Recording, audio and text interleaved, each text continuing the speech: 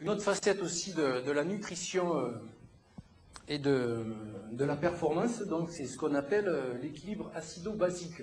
Donc ça, c'est plus impliqué pour la récupération. Donc très très important. Alors bon, ça commence à être connu, on va dire, cette notion d'équilibre acido-basique, mais bon, on va quand même le préciser un petit peu plus.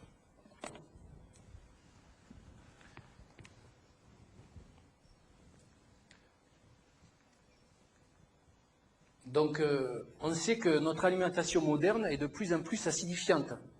D'accord? Ça, on le sait par plein d'études. Bon, c'est pas qu'en 2003 qu'on s'en a aperçu. On va dire qu'à l'époque très ancienne, plus ancienne que le Pont du Gard lui-même, c'est-à-dire nos amis préhistoriques, voilà, pour manger, ils devaient quand même galoper, etc. C'était pas aussi facile qu'aujourd'hui. Alors que maintenant, bon, je vous dis pas que les sportifs sont forcément tous chez les repas rapides, on va dire, pour ne pas citer de marque.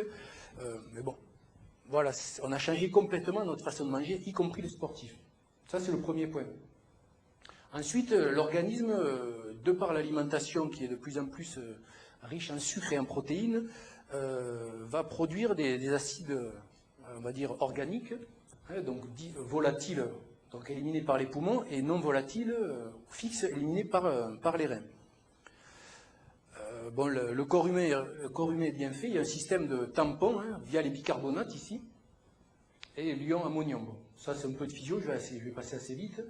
Mais ce qu'il faut retenir, c'est qu'au cumul de cette alimentation qui est de plus en plus, on va dire, sucre, et notamment dans le sportif, on est chez le sportif, il va y avoir une accumulation dans le corps, parce qu'à un moment donné, c'est limité la ventilation et la miction par l'urine, on ne peut pas tout éliminer, donc il y a un stockage qui va être effectif dans le corps. Le sportif, lui, en plus, il va fabriquer de l'acide lactique.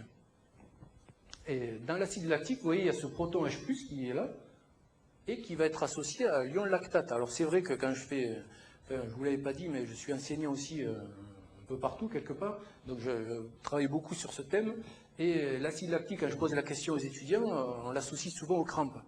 Alors je pense qu'encore, il y a un bruit de fond, acide lactique et crampes, donc j'en profite juste un petit peu pour vous dire que c'est complètement infondé.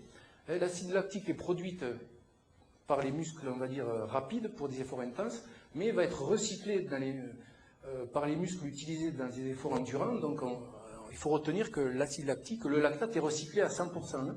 Ça produit 17 ATP pour les initiés. D'accord? Donc on ne peut plus dire que ce qui est mauvais dans l'acide lactique, c'est le H+.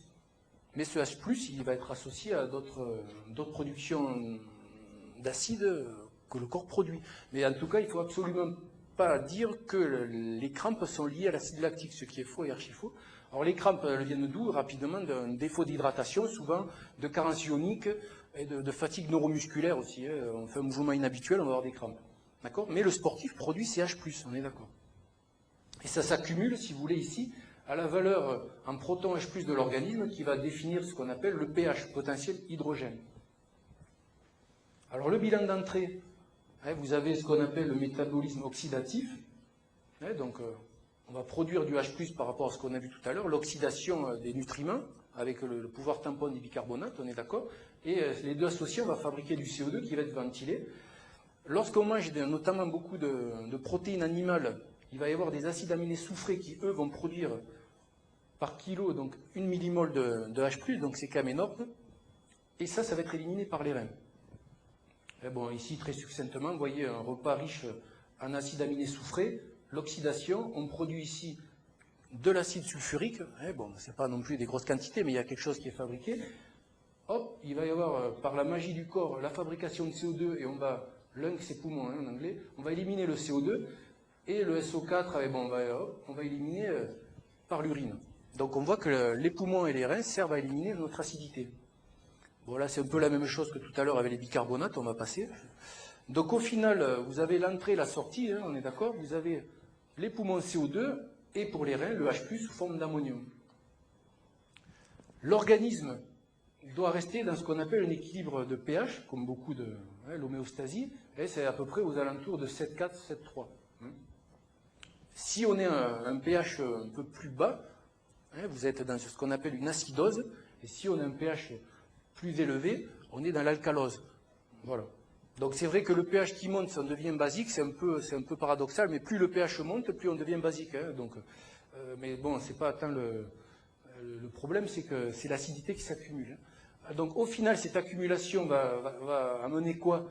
Dans la journée, vous allez stocker les apports hein, par l'alimentation. Hein, on l'a vu, plutôt riche en protéines et en sucre, mais aussi l'activité physique, et notamment si on est sportif. Donc il va y avoir une accumulation, une surcharge d'acide. Et la nuit, il va y avoir remise en circulation de ces toxines, ce H+, accumulé, il va être redistribué. Donc des fois, vous voyez, on s'acidifie la journée et on va créer presque des dégâts la nuit. Et au final, on peut, sur du long terme, hein, je ne vous dis pas que c'est pas parce qu'on mange un steak et qu'on va courir qu'on va être en acidose dans la nuit, mais sur du long terme, l'organisme va accumuler cette acidité et créer une véritable chronicité dans l'acidose tissulaire. Et le sportif va bien sûr avoir des conséquences. Alors une solution, hein, c'est de bien récupérer, on verra comment, en mangeant notamment des aliments riches en minéraux et en vitamines, lutter contre le stress oxydant, hein, voilà. Pareil, par des aliments, on verra lesquels, mais si on n'arrive pas à gérer ce problème, il va y avoir des problèmes de blessures et éventuellement de contre-performance. On va voir ça un peu plus loin. Donc l'acidification du sportif et du non-sportif, hein, on est d'accord, mais le sportif va être gêné au niveau du transport de l'oxygène, donc c'est pas quand même terrible pour le sportif. La nutrition des cellules aussi va être moins efficace. Au final, il va y avoir une moins bonne récupération, voire des blessures au niveau musculaire et au niveau des tendons, mais aussi, on ne le verra pas aujourd'hui, mais ça peut majorer des problèmes de santé préexistantes ou développer certaines pathologies comme l'ostéoporose. L'ostéoporose, le diabète, l'athérosclérose, c'est-à-dire la formation de la plaque d'athérome, de cholestérol, l'hypertension, et voire dans certains cancers. Donc, bon, ça ne mettra pas une semaine pour arriver, mais la malbouffe, finalement, on le paye éventuellement même en dehors du sport. Alors les signes cliniques qui sont assez peu spécifiques finalement, hein, signes cliniques de l'acidose. Donc viennent une fatigue plus ou moins inhabituelle, des problèmes de sommeil, constipation, ballonnement, hein, donc transpiration, pieds-mains, la peau grasse. On a tendance à être moins résistant aux infections, la langue qui devient pâteuse, qui se surcharge on va dire, par rapport à l'élimination et à la souffrance hépatique, et éventuellement tendinite récidivante, hein, on a du mal à les faire partir et des courbatures.